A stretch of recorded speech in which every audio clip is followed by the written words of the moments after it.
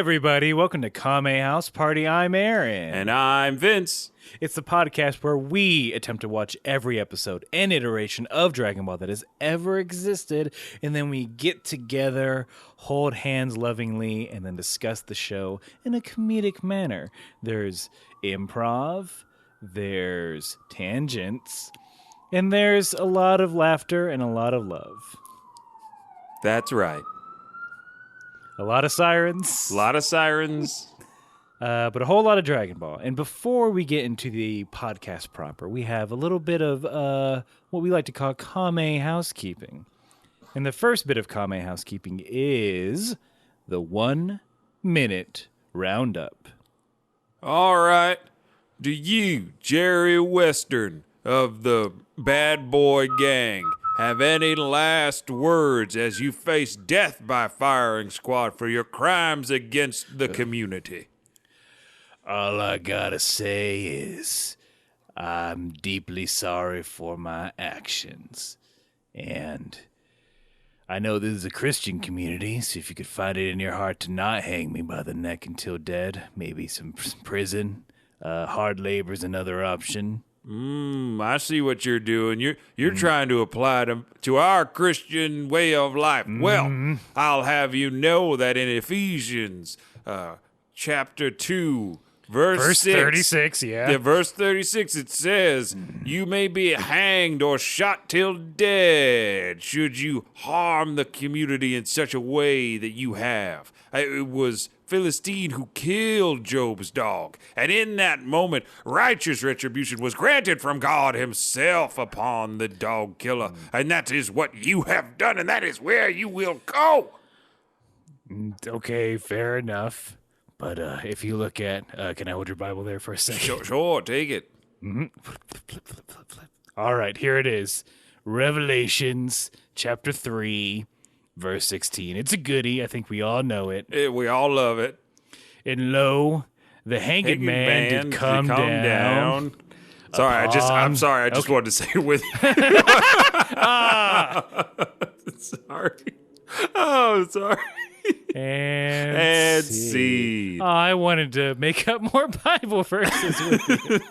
That was a fun thing we were doing. I wanted to be a part of you saying it. I was like, no, I couldn't stop myself from giggling. So the 1 minute roundup starts with us doing a Western themed improv to loosen up the comedy muscles and to prepare us for the 1 minute roundup proper, which is where one of us summarizes everything that has happened in Dragon Ball so far in less than a minute. And we do this so you don't have to go back and listen to all of our old episodes. You don't have to go back and watch Dragon Ball. If you don't want to, you can just hop right in to the latest and greatest episode, baby. And this week, it is Vince's duty, dare I say honor, to do the roundup. I think you could easily say nightmare. It's his stress-induced dream of being late for work while also being nude for work. Now I just want to send an email to somebody in my office. Be like, hey, everybody, sorry about this. I'm going to be nude to work today, so I'm going to expect me like after 10:30. It's like, wait a minute. Just going to be nude for work, okay? Because I doubt they'd even read it. Anyway, here we go. 1 minute roundup for you corporate folk. Hey, if you work in an office building that is open concept, you know what I'm talking about. So here we go. 1 minute to summarize everything in Dragon Ball. I can do this in 3, 2, 1. Okay, so there's 7 magic Dragon Balls. When you collect them all, you can get to make a wish of anything at all. So Bulma goes out on an adventure. She meets Goku, who helps her find the Dragon Balls, and then they run into Emperor Pilaf. He's like, I want to use Dragon Balls for evil. So they stop him with the help of Yamcha and Puar and Oolong. After that, Goku's like, I want to get stronger, so I'm going to train with Master Roshi, who's kind of a pervert. He meets his best friend Krillin along the way. And it's pretty cool. Turtles there and stuff. So then they go, they train, then they fight in the Tenkaichi Tournament. Unbeknownst to Goku, Master Roshi's in disguise as Jackie Chan to humble his student. After that, Goku goes and trains with Life For the next 3 years, Goku trains across the world fighting bad guys, namely the Red Ribbon Army, who is just a bunch of bad dudes. And Goku beats them all single-handedly. A child does this. Then Goku's like, oh, man, the World Martial Arts Tournament is coming up, so I better go back. And then along the way, he meets Tien Shinhan, who's a bad guy. He's got Chaozu, and then they fight. And now they vowed to fight, and now they're fighting in the finals. They vowed to fight, and then they're fighting. Hey, is my favorite part. You didn't. I didn't have time to edit. I understand. No, you got it. I think so. And look, if you don't think Vince got it, that's understandable. But also, you know that thing I said you don't have to do? Well, you can do it. You can go back and listen to all of our old episodes, and you can go back and watch all of this Dragon Ball stuff if that explanation wasn't quite up to snuff. And if you're gonna judge me. Why not? Why don't you just look in the mirror, huh? Yeah, why don't you read? Why don't you summarize everything that's happened in War and Peace in 1 minute, huh? Why don't you do that? Yeah, where's that literary podcast? Should we make it? No. Reading. Yeah, I know. We don't read. That's the devil's entertainment. That's just as bad as research. Mm-hmm. Which we don't do. Of course. So the final piece of Kame housekeeping is letting y'all know that we watch 2 different versions of the episode. What? That's right. Nani? So, Vince watches the English dubbed version, and I watch the English subtitled version. Because there are little differences, little lost in translation moments that are fun to talk about. And the first difference is usually in the title. So, Vince, if you would do us the honors of going first. Absolutely, Aaron. I'll be happy to. Episode 100 of Dragon Ball, entitled The Spirit Cannon. Okay. Certainly that thing happened. I think mine's just stressed out and had a rough day. Oh, boy. Couldn't quite compose itself. Episode 100, Dragon Ball. Life? Death? A last resort. Oh, my gosh. Suffocation? No breathing? Put my life into pieces? Don't give a fuck. I forgot that. If I cut myself free... Wait, hold on. Is the line... Hold on. You could do this. Suffocation, no breathing, don't give a fuck. If I cut myself... If I cut myself breathing? No, if I cut myself bleeding? Bleeding? No. Oh, man, I cut myself bleeding. Wait a minute, pal. One of those. One of these things just ain't like the other. All right, well, that's a good 20-year-old goof. I have a feeling this is probably the penultimate fight. Yes. I think if they want to keep me happy, this better be the penultimate fight. Yeah, of Tien and Goku. Tien and Goku. God, please. I want more 5-episode fights, please. I want this one to end soon. Yeah, this fight is starting to wear its welcome out. So, when we last left off, I forget if you mentioned this, but Tien does now have 4 arms. Not the kind that you and I have, where they're a part of our body, but in the numeral kind, where there are 2 arms growing out of his back. And I gotta say, super fucking gross, and I hate it. Yeah.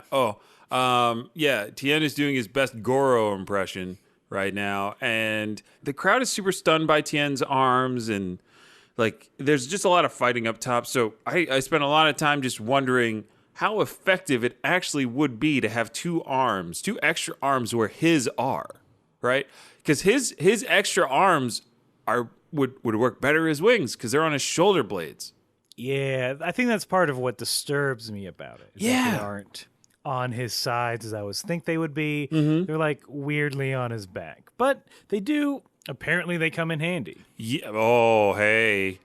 Oh shit! Don't you play dumb? Our audience is smarter than you think. Okay, they picked that up just as quick as I did. My brain, you son of a bitch. My mouth is smarter than me, apparently. Oh yeah, it's just a little Freudian slip. That's all a little.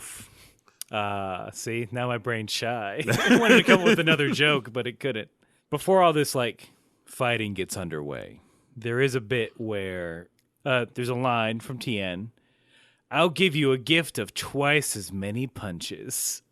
I'll give you a gift as twice... Wait. Of twice. I'll give you a gift of twice as many punches. solid fighting gift, I guess. Yeah. But yeah, I'm trying to. I was checking my notes to see if I wrote anything down for what Tien said on mine, but I did not. I did not. I think I was too disturbed by the giant arms coming out of his back. I mean, that's true. Yeah, no, it's a factually accurate statement. How did you feel about Tien's fighting technique here? Not too much. It's just I can punch more. Mm-hmm. He's like, I can grab you and hit you at the same time. Yeah. And I think Roshi mentioned it where it's kind of like fighting two people. Because I think Goku right away blocks, but then his arms are cut up in blocking, and then the back arms can come in and have a good swing. Oh, yeah. They do a little hammer throw on Goku's head. Yeah. I did think it was pretty interesting, though, that one of the moves that Tien uses against Goku is when Goku does a flying kick in the air at Tien after dodging some attacks. Tien grabs him with all four arms on all four limbs. And then I was like, what is he going to do? He's going to try to pull him apart, right? Make him submit. No. Yeah. What he does is he attempts to put Goku on like a beanie cap and just slams him on his head over and over and over again. Well, it's just headbutts to those bubble guts. Oh God. He had some tummy troubles, and then he's like, yeah, I didn't want Chiaotzu to psychically upset Goku's stomach. So let my throbbing bald head do that for me. Yeah. I'll take advantage of it. Mm-hmm. It's already weak. It's already glowing red. Oh yeah. But I mean, as we know, our little boy Goku, if he's anything, he is resourceful. So that tail that came into play a couple fights ago is back and smacking Tien in the face. And you know what he says? After Goku gets out of his grip. So he gets smacked in the face. Tien leaps back and he goes, "Oh, that tail stings." I was like, that's the best you got? That tail gave me an ouchie on my face. Oh, now my cheeks are itchy. I'm allergic to Goku's, apparently. It's hard to breathe a little. Tien was about as annoyed at Goku as I am at my cats when they do that to me. When they just sit near my face or sit on the back of the couch and just whip me with their tail repeatedly. How powerful do you think a tail can be, though? If it forced him to let go, it had to be pretty strong. As strong as a punch. Mm-hmm. But that's, some lean muscle mass. If we shave that tail, would it just be fucking grossly jacked? Ripped? It's just huge, ripped sinew and veins. Well, how many tails out in the wild are independent, like they can control themselves, right? Not just like a dog tail that just wags up and down and maybe drips or comes back up, or a cat tail, which again has a mind of its own, but it's more of a pushover than anything else.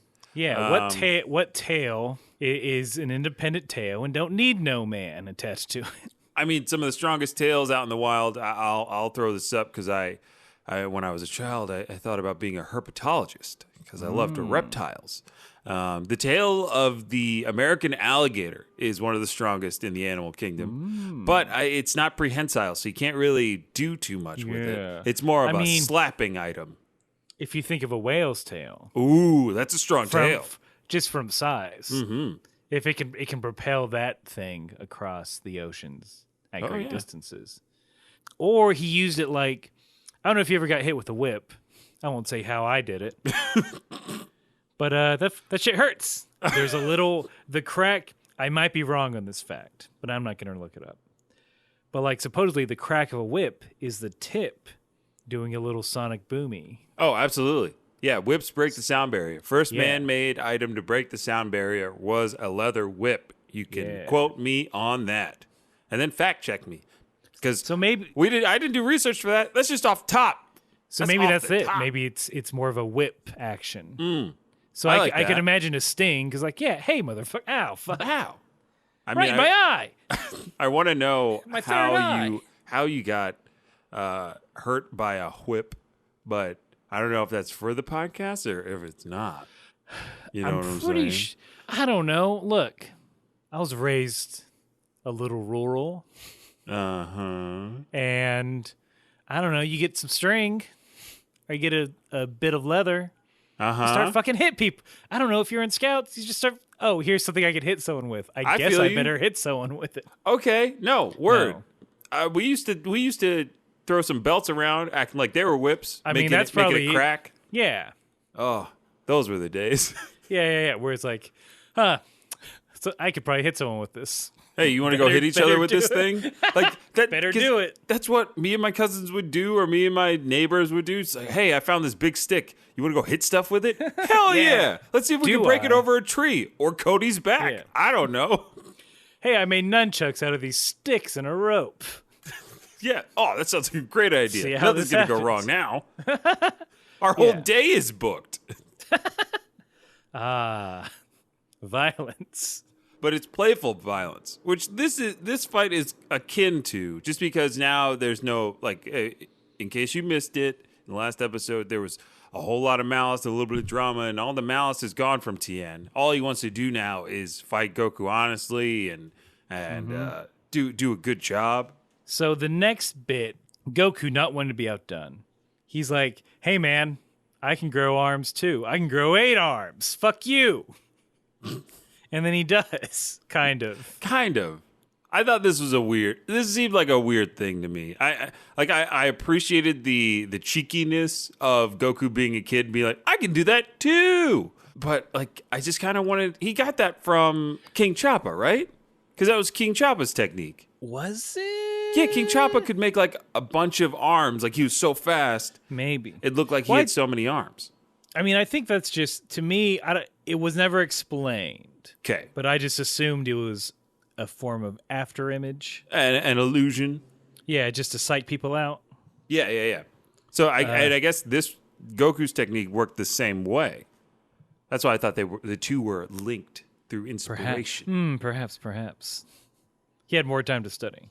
Yeah, so we see Goku kind of he gets a little bit of an advantage. He's able to dodge some of Tien's techniques. I mean, some of his attacks. And then the two, they clash. They clash, but they clash in a way that I thought was a little bit odd and unrealistic. They were fighting so hard. Yes, of course. Of all the unrealistic things to happen in Dragon Ball, this is what I'm harping on. Well, they justify some things, but this one seemed unjustifiable and strange because they clashed, and then there's this big golden bright white light, and I was like, well, where'd that come from? Do they both have flint in their elbows? Like, what's going on? Yeah, it's just an orange ball that sort of covers everyone. Yeah, I didn't know if that was meant to just to demonstrate how strong they are, that they can create light. They're so strong they can cause fusion. It could be a visual representation that, Dragon Ball's, it's done it before. It's not unprecedented, but just how powerful they are. Oh, absolutely. The sun setting at just the right moment, reflecting off, I don't know, swamp gas and then a weather balloon. Of course. Not to mention the whole, they're here, they're among us. Then we've been using their technology from Area 51, all that kind of stuff. When will the rest of the world wake up, Aaron? I mean, also, I'll claim Photoshop. Oh. If you look at different pictures of this fight, they're never the same. That's true. And NASA won't release the source images. I mean, they keep editing out all of the non-human creatures or non-native Earth creatures in the crowd. I thought that was kind of interesting because we saw them before. Yeah, and you never see the curve of the Tenkaichi Tournament arena. Either in any picture, no matter how far you're standing back. So, yeah. Explain to me how an arena floor just disappears, huh? Yeah. Oh, I mean, later. Ooh. But before we get into later, after that clash, Roshi says to himself, "Oh, you didn't say what happened after that light." Oh shoot, that's right. Because I was stunned because the announcer did his job. Because Goku and Tien, they both fall to the ground. Same time. And the announcer gets up on stage and is like, "Oh, I guess I better start counting then." And he actually counts. He gets to 8. But while he's counting, Roshi is off in Roshi Land having a little dream sequence, remembering his clash with Goku as Jackie Chun in the last Tenkaichi Tournament, which was pretty darn nostalgic. I was like I'm glad Roshi's having a good time. Oh, I was mad because I don't want to flashback now. I usually harp on the flashbacks, but this time I was like, I kind of get that Roshi's like, oh man, I'm never going to be able to fight Goku like this again. Oh, He's just he's a doddering old fool, and he just wants to fight. He just wants to fight with his children. Wait, did he say that in your version? What? Did he specifically mention like, oh, I'm getting misty-eyed thinking about fighting boys? Oh no, I wish that was me editorializing. Okay, okay. You're misty-eyed about fighting boys. I'm misty-eyed about it just kind of reminded me that Roshi doesn't do this anymore after this. Yeah, he becomes an almost non-character for a long time. Yeah, for a bit. So Launch is so excited that she is ramming, and we'll get some more of this, but she has her fingers out in the peace sign or victory, depending on your hemisphere, and she is ramming them in Oolong's nose repeatedly.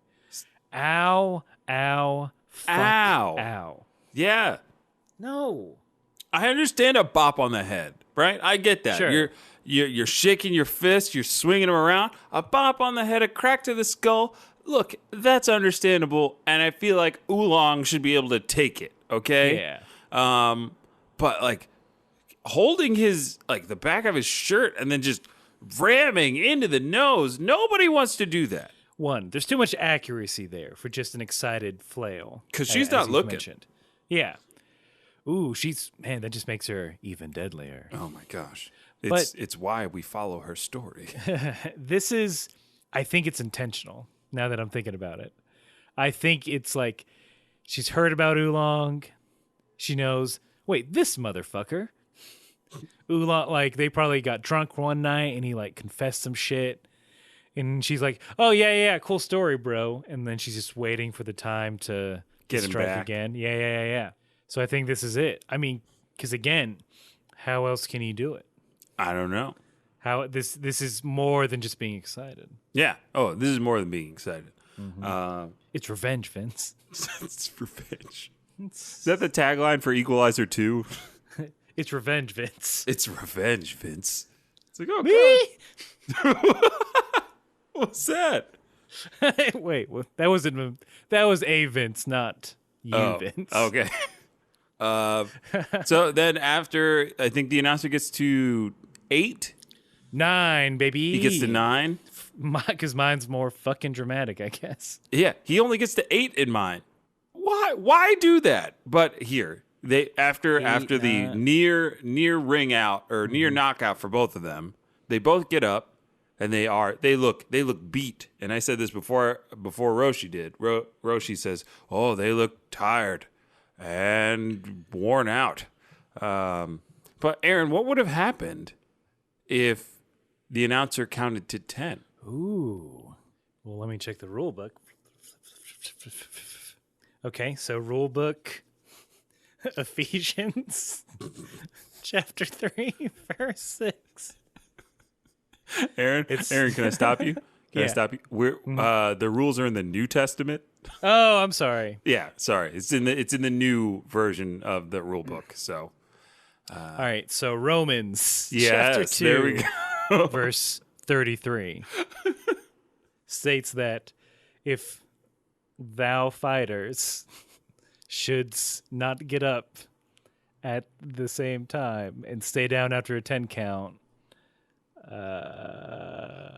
And I'm reading this. This isn't me pausing. It says, there's Aaron only reads verbatim. It's hold on, flip. It's like 2 pages. So let me just skip down ahead. And then it's just, it's the emoticon that just shrugs. Are you serious? Yeah. God, we need to go back to the Old Testament. Yeah, we got to go back to the King James version. Not this NIV, not this teen. We got the teen one. Oh, that's why. God. That's the issue. Teams. It's full of emojis. It's full of fucking emojis. This teen Bible.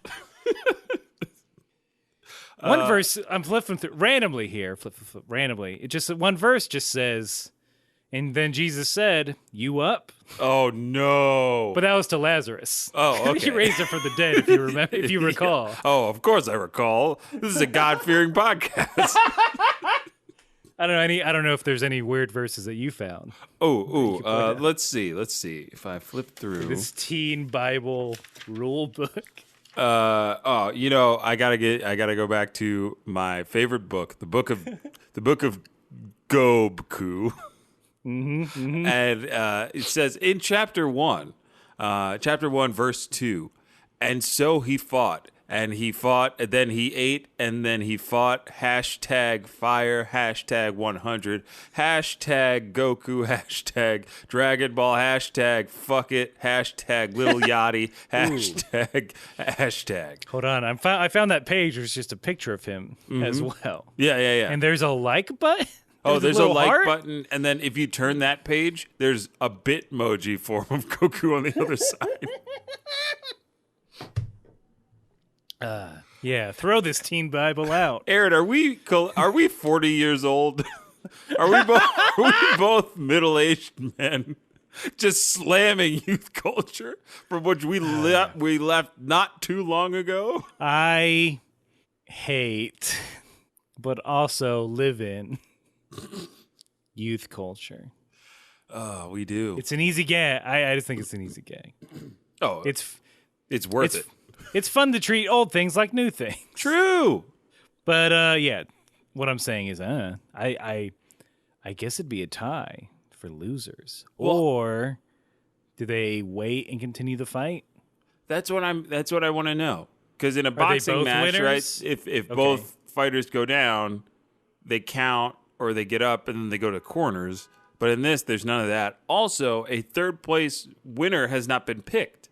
Like, they can't just pick a third place winner, right? Because ideally, if both first and second place in the Tenkaichi tournament lose and or are disqualified somehow, then the third place person would be bumped up. So that would be either Krillin or Jackie Chan. I don't think it's disqualification, though. I think it's just they're either tied. It's got to be some sort of tie. And then they make Krillin and Roshi fight. For third place. Or did they fight already? Because usually, like, I'm just going back to the most recent sporting tournament, which was the World Cup, and they have their third place game to see who gets the third place trophy in the World Cup the day before the final. So I'm all for a loser's bracket. See, but they don't have that here. I don't get it. Look, this is just shoddy work by Dog President. That's all I'm going to say. This made-up tournament's got a lot of loose rules. A lot of loopholes. Okay. Where are the protections for the fighters? I don't know why I'm doing this voice. There's no medic on set. No medic on set, Jerry. The craft service was... no, I can't. I'm out. You know what? I'm going to pull a nod at Tien and tap out. Hey, and that's a perfect time for us to hit that old commercial.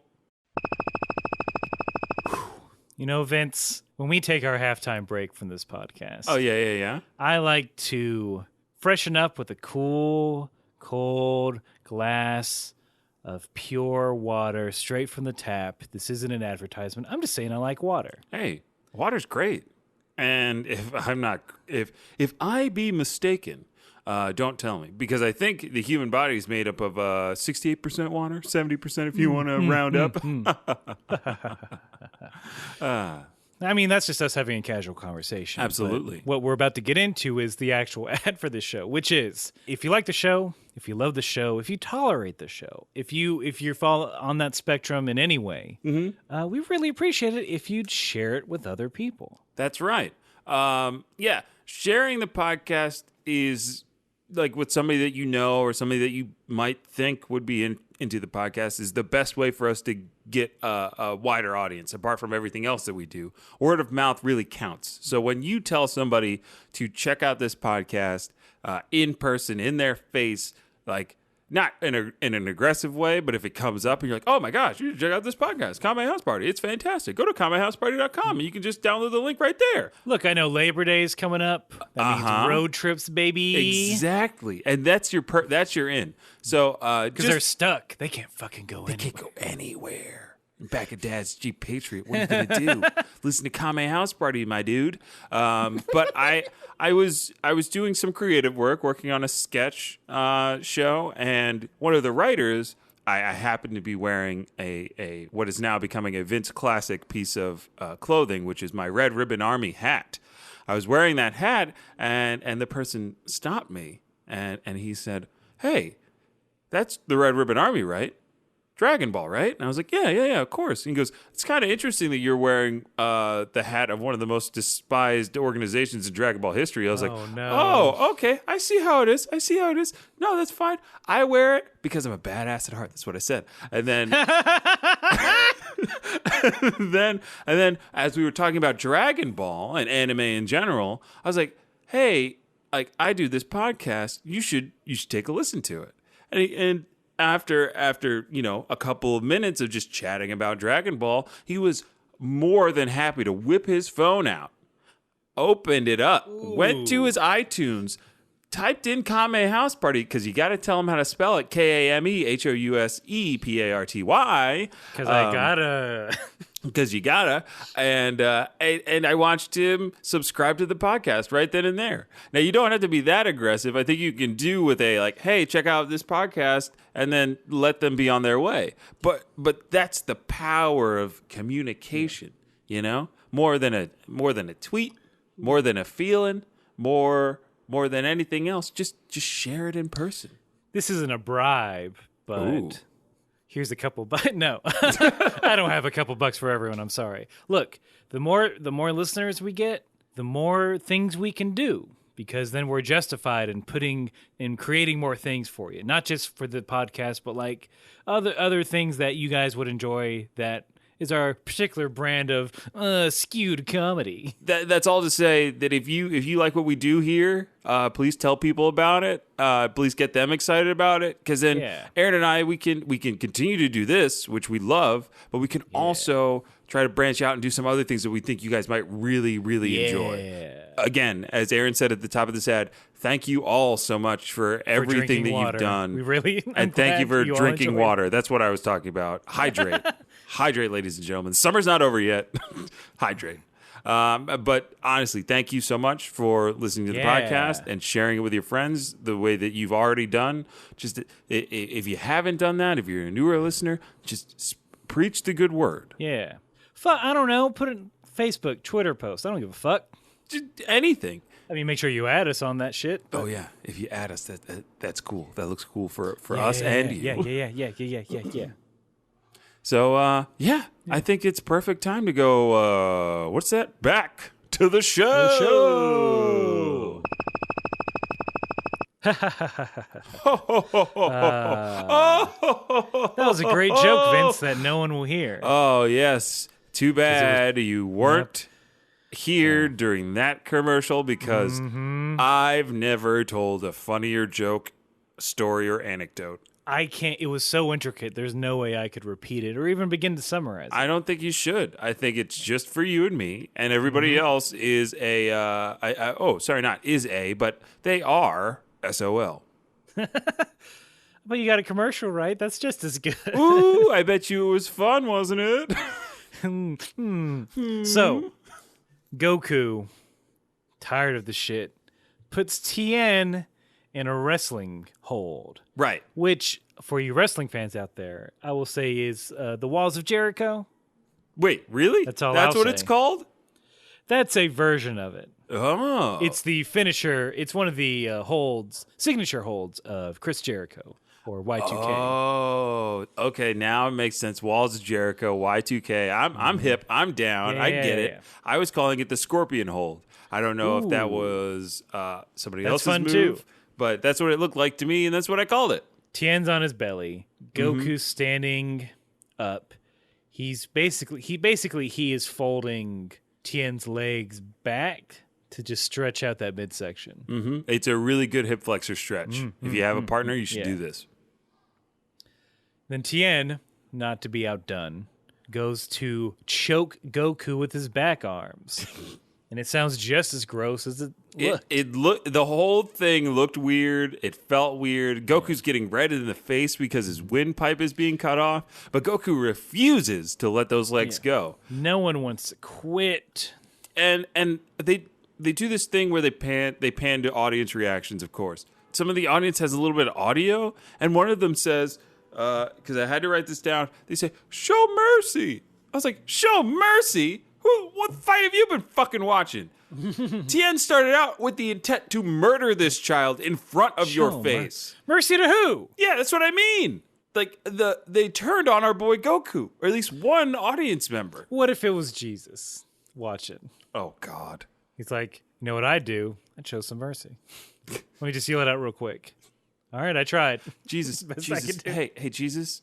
Sup? Sorry, but like that's kind of a bummer move at a fighting event to yell "show mercy." Look, none of them are turning the other cheek, and I told you guys a bunch to do that. No one's done it yet. But Jesus, like we were working on that kind of stuff, but then we got a little sidetracked and wanted to, test our mettle and fight each other. So can you just What?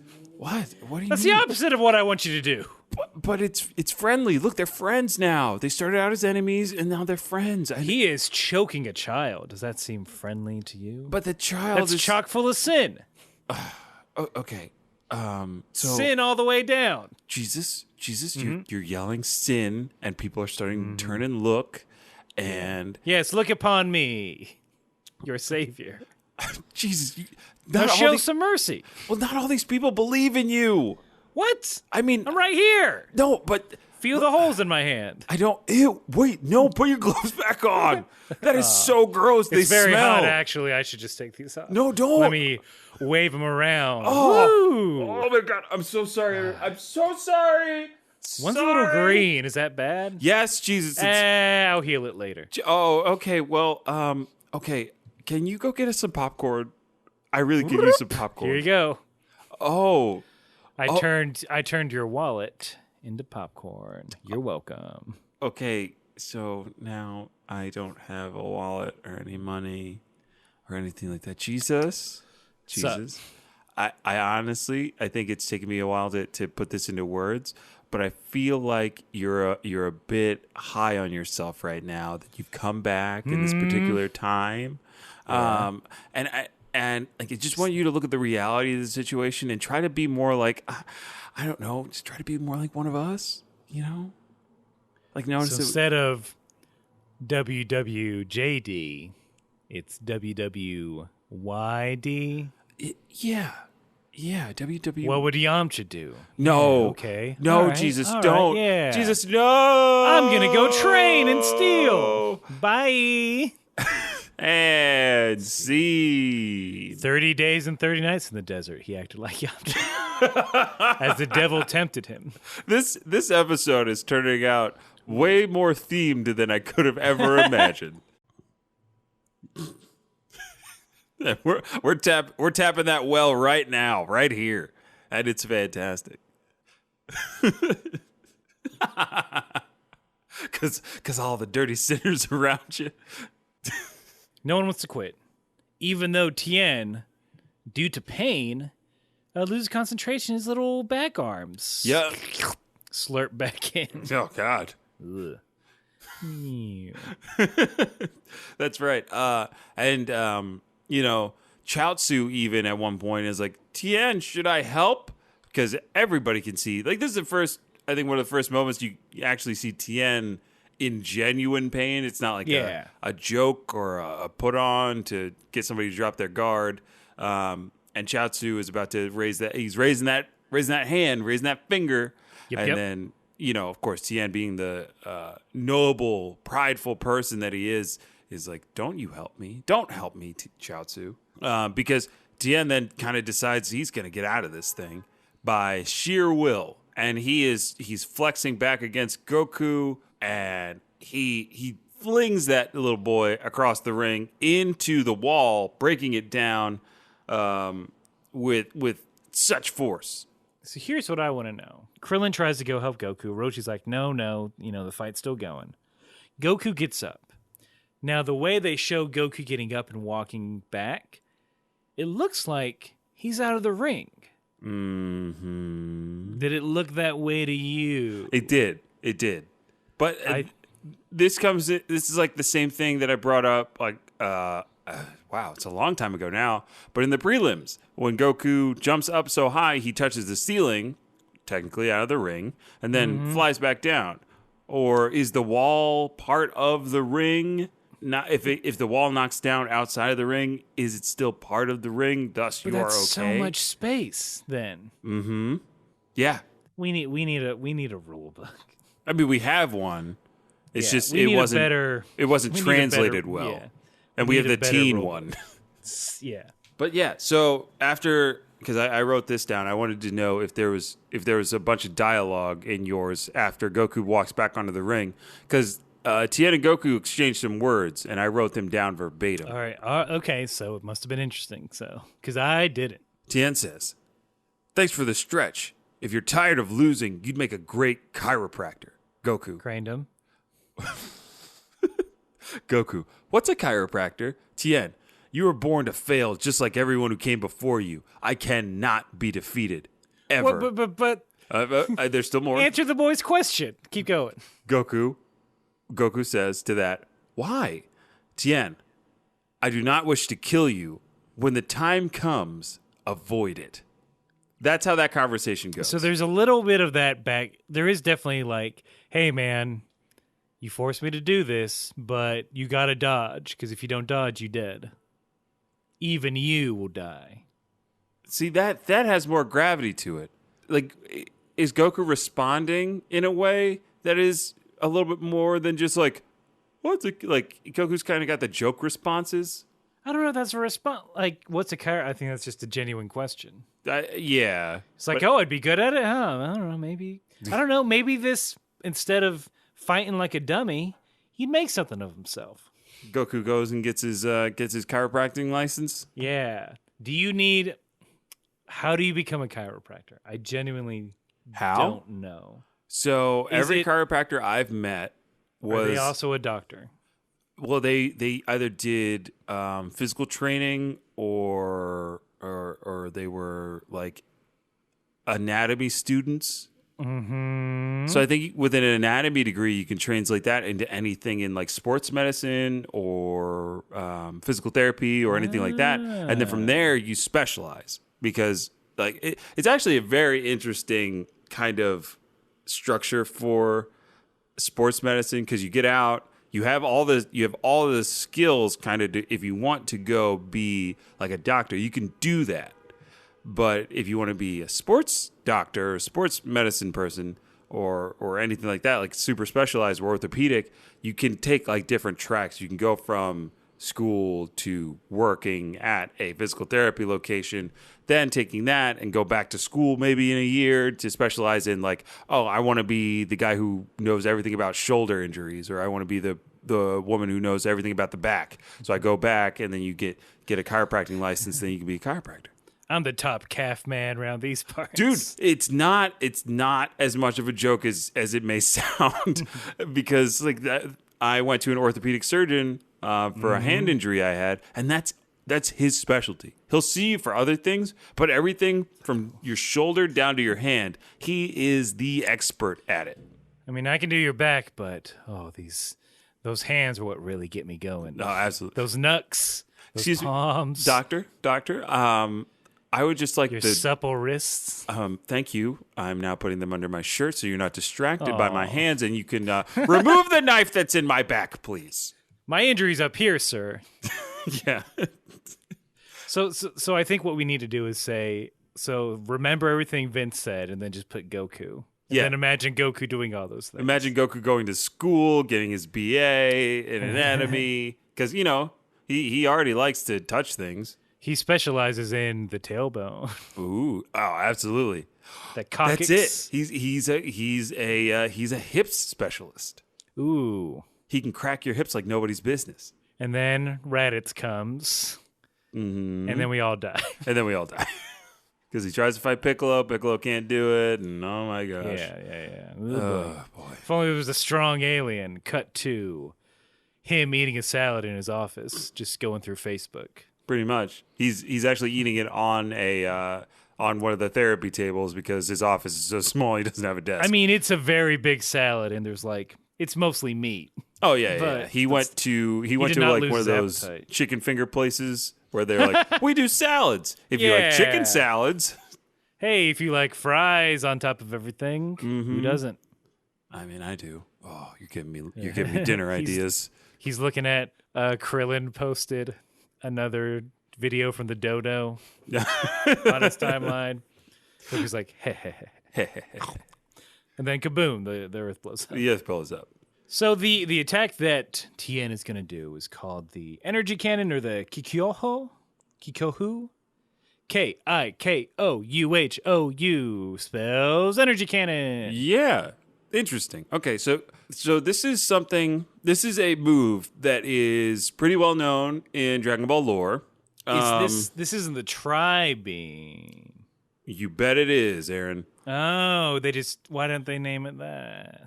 I don't know, because the title of my episode is the Spirit Cannon. Yeah. But that doesn't add up because nobody in the episode calls it the Spirit Cannon. Maybe he rebrands later. Maybe he does rebrand, but he Tien, you got 3 eyes. It's a beam. Tri-beam, done. Don't you make tell a little me. triangle. Don't tell me what to call my moves. If I want to call it the Spirit Cannon, I'll call it the Spirit Cannon. Look, Bubby, I'm just trying to get you. So, after the tournament, you got a lot of heat on you. And it's all about personal branding now. I don't care about branding. I'm done with all that. All right, let's... Spirit Cannon, look, that's an okay one. But let's make it a little more you. How about the shirtless beam? You hate shirts. I do hate shirts, but that's not a name for a technique. I have techniques like the Four Witches technique and the volleyball technique. There's a tone of voice here that we have to keep up. How about tri-arms? Tri-arms? I have 2 arms. Look, you're killing me, kid. All right, look, fine. I'll try. Let's just shop around the tri-beam cannon. We'll see how people like it, and then maybe I'll use it. All right, that's all I ask. All right, so you got a grocery store opening tomorrow at noon, and that's it for the rest of the month. Hey, sorry. Is that? You're just starting out. Oh, hold on. I'm looking at your desk, and it looks like I've received a couple of checks from the Tenkaichi Tournament that you haven't felt like you needed to mail to me, and now I'm slowly floating upward. No, okay, and I'm slowly putting my personal mail back in my desk. And maybe you should avoid this as I charge. Oh no, the Spirit Cannon. Tri-beam! No, your checks were destroyed. Damn it! But tri-beam does work. And see.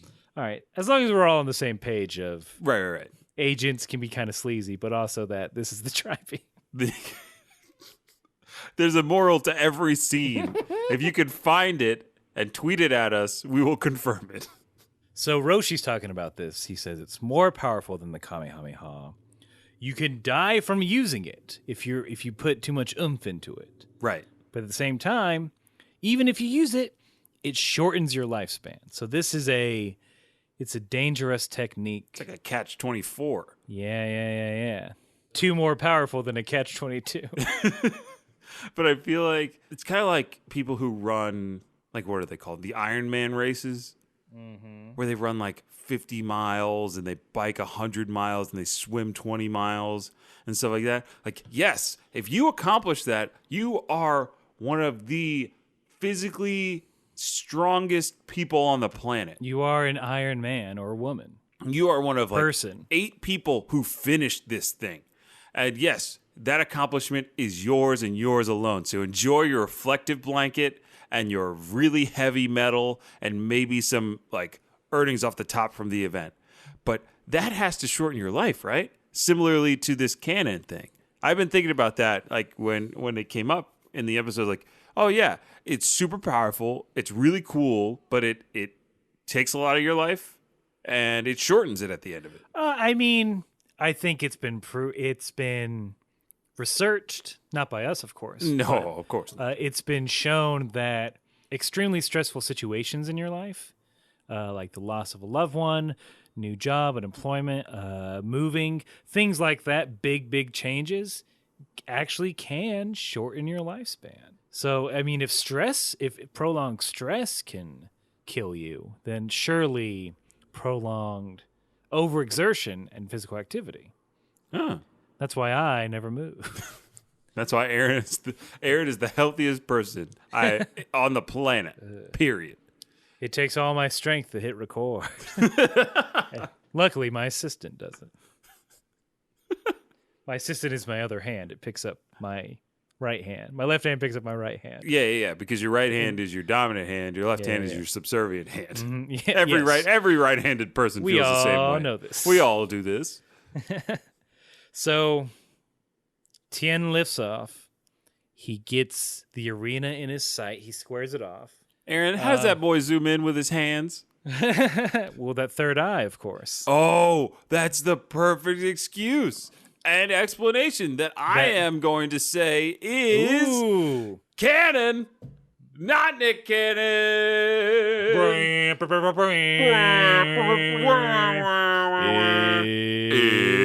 It's true.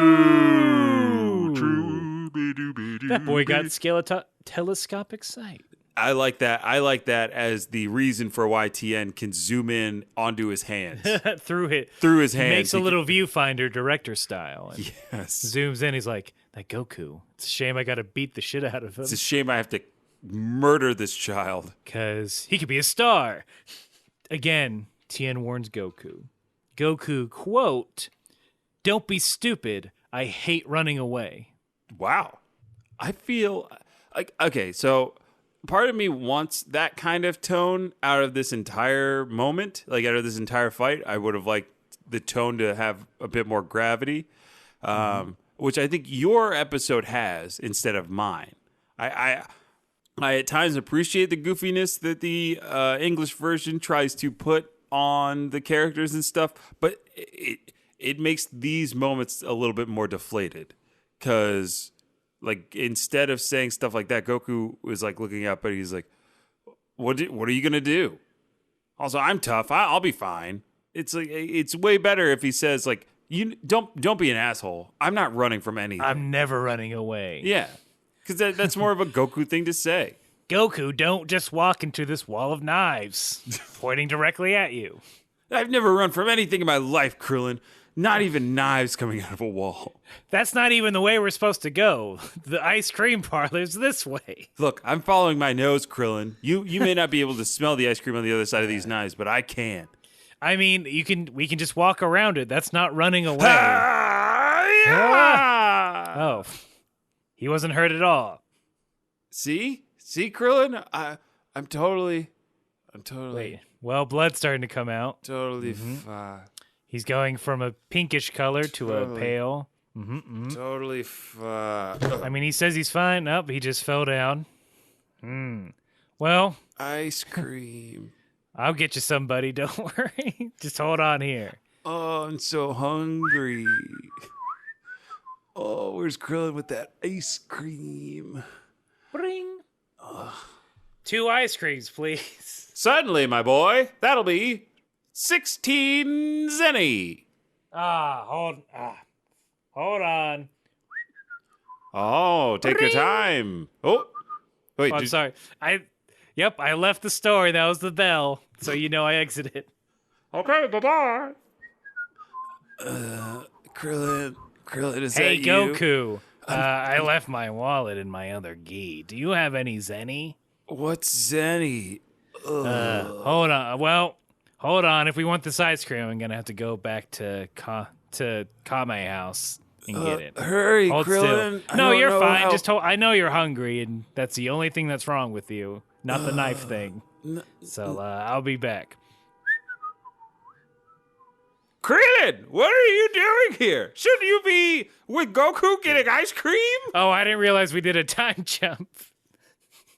I thought I'd have to do this whole journey. Woo, that was a crazy 3 days. Anyway, I left my wallet. I'm just going to grab it real quick. It's right on the counter next to lunch, cooking dinner. You know what? That was a long journey. I should just eat before I go back. Very well, Krillin. Eat and watch this movie. What kind of movie? It's an exercise video. All right, well. It's for your training. Is it one I haven't seen yet? Yes, it's for your training. Look, I think we both know we both dirty dogs. I'm just trying to be cool around lunch. Wink, it's for your training. Okay. Wink. Yeah, wink, wink, wink. Jergens training. And scene. See, Goku was never heard from again. So, secret, that's how Goku died the first time. Yeah.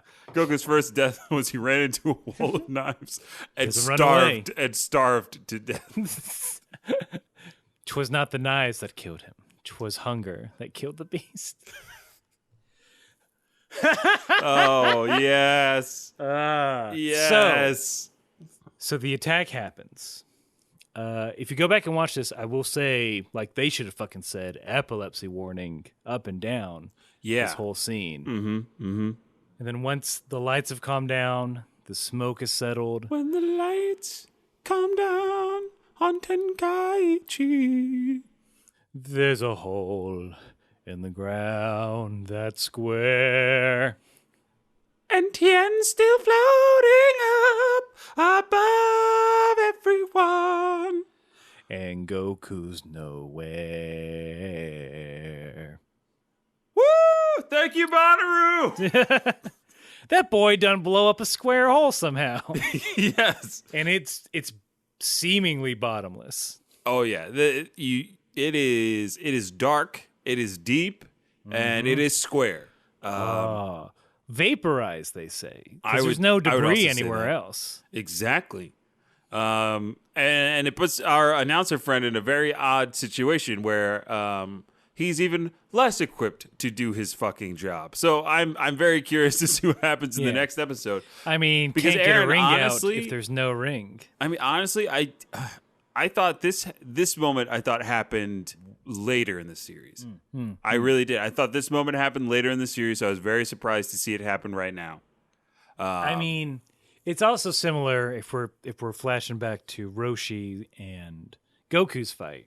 It's similar to that one episode where we thought everyone was crying because we thought Goku was dead. Yes. But no one's crying. They're just like, where is he? Krillin thinks he's vaporized. Right. But I think the crying is going to show up beginning of next episode. I'll put $1 on it. I put $1 that Puar, Krillin, Oolong, and Bulma start to tear up and maybe launch, like, she wipes away a tear and says something like, "You idiot! You should have. Why weren't you out of the way? Why didn't you shoot him like I told you to before? Why didn't you use that gun in your pocket?" I sent you grenades. I think I know what's going to happen here. I think I do too. Yeah, but we'll keep it we'll keep it secret, keep it safe until next time. Hush. But yeah, that's how the episode ends. Is Goku not? We shall find out. Yeah. Oh, we'll find out. And when we do, Vince, we got some fucking mail. Ooh, baby, I love the mail. Josh has written us once again. Hey, Josh. He writes, "Hey guys, don't really like Bulma that much, just need the comedic effect." Ooh, you got us. Got it. Craned us, if you will. Craned him. Craned me. Craned me. Craned me? Craned me? Anyways, just want to hear some quick thoughts on DBZ Abridged on YouTube by Team 4-Star. Thanks, guys. Also, what attack or special move would you pick to have if they were real? I'd personally like to have Piccolo Clothes Beam to dress myself every day. Love y'all, boos, and keep fighting. Oh, thank you, Josh. So the question was... So it's twofold. Yeah. Like any good Comic-Con question, it's two-part.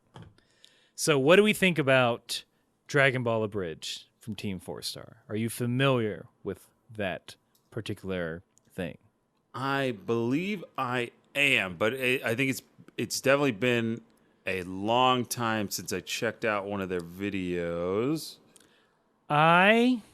Ever since I know about it, and I might have watched a little bit of it. So basically, were they doing? It's for the uninitiated. It's these guys. They redub over Dragon Ball for jokes. Oh, wait a minute. Wait a minute. I think it's coming back to me. Sorry. Wait, are you looking it up right now? No. Vince. No. So I'll say this: once we started the podcast, on my end, I knew what was out there, and I just avoided it because I didn't want to subconsciously bring any of their stuff into ours. Yeah. I don't want to be a joke thief. So like, until the podcast is over, I shan't be watching it. I'm sorry.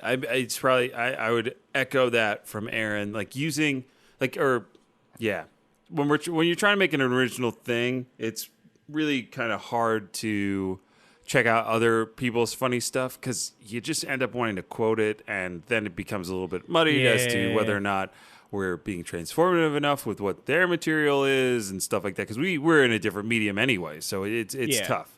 I mean, and like I understand that, like looks, and also look. There's definitely a cross wiring of jokes.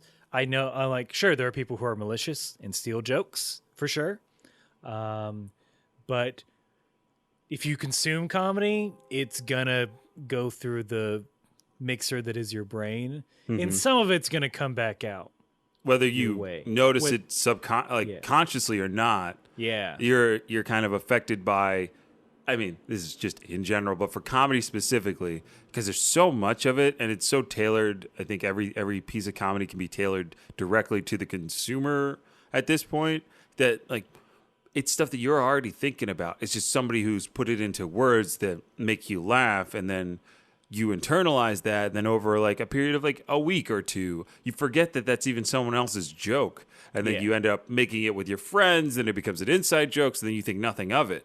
But when you are putting your voice out there for other people to consume, that can become an issue for some. And I mean, it's kind of a copyright issue anyway. I mean, you see it a lot on the internet. So. Yeah, for us, I think we're interested in Team 4-Star. I am familiar with that name, and I probably saw some of the dubs a long time ago. So I support their craft. Yeah, we're all on the same team. Same team. They're on Team 4-Star. Major League. We're on Team Kame. Well, I was gonna say Major Leagues and I don't know, Pee-wee, T-ball. Yeah. We'll let you guess which one's which. So second question. Second question is, what technique? Yeah, what attack or special move would you pick if they were real? And this is from all of DBZ? Yeah, all of Dragon Ball, tip to tail. Tip to tail, okay. I think... Can I have one joke and then one serious? Sure. Okay. I'll allow it. My joke... I checked the teen rule book and I'll allow it. My joke kind of joke power or special move would be what is it? It is Go Tank's ghost bomb attack, where he pukes out a bunch of ghost versions of himself that when they attach to somebody they explode. And then my serious technique that I would really want, instant transmission. Oh, that's what I was thinking too. Done and dusted. Yeah, instant transmission. Flying, yes, awesome. Yeah. But I get winded walking. You know what I'm saying? That's got to be. No, I hear There's you. got to be some physical exertion there. Like when you're traveling, imagine just having the idea in your mind of where you want to go, or like if you are out of town, you went on a vacation, you don't want to pay for that flight back. All you got to do is just think about your apartment, grab onto the people and things that you care about. Yeah. Put your 2 fingers to your forehead, and you're there. You're there. You'll never be late to work. I'm sure you'll still be late to work. I'd still be late to work. Oh, I'm like, I still got 15 seconds. I'll wait. Exactly. And then, oh my God, Michael Strahan said something funny, and they got a good guess on Good Morning America, and boom, you are late to work by 15 seconds exactly. And everyone's mad at you. It's like, you instant transmission motherfucker. How could you be late?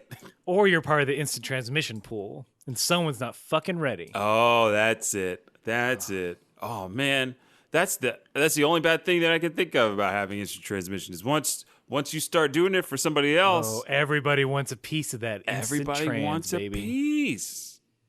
That transmishy, they want a piecey. That was a good email though, Josh. Yeah, thank you. Oh, do you have a joke technique?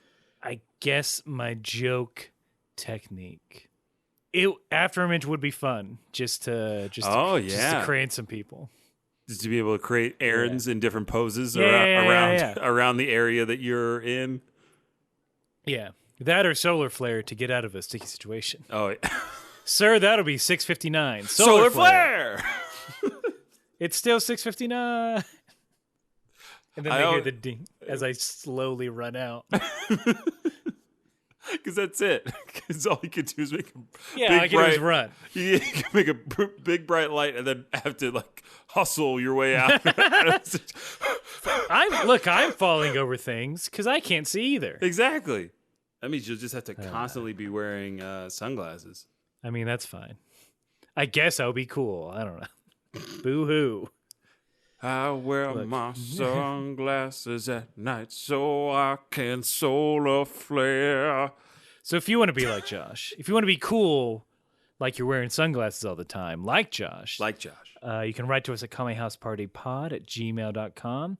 You can go to kamehouseparty.com to get all the old episodes, to connect with us on our social medias, and it's also a good thing it's also a good way to share the podcast with other people. Share the podcast. Just give them that link.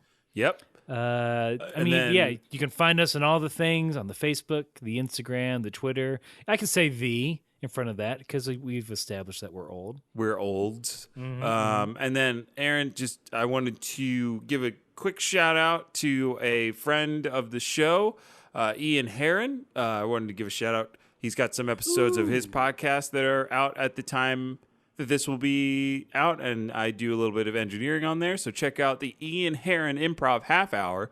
He was one of our many special guests on our episode 100 live show spectacular that came out already. So go support all those people that supported us. So check out all their things. Ian's got that podcast. A bunch of other people have stuff that they plugged at the end. So go check that out. Get it. And how we like to end everything that we do on this podcast with our little send off. So no matter what you got going on out there, no matter who's vaporizing your battlefield with a tri-beam cannon, you gotta keep fighting.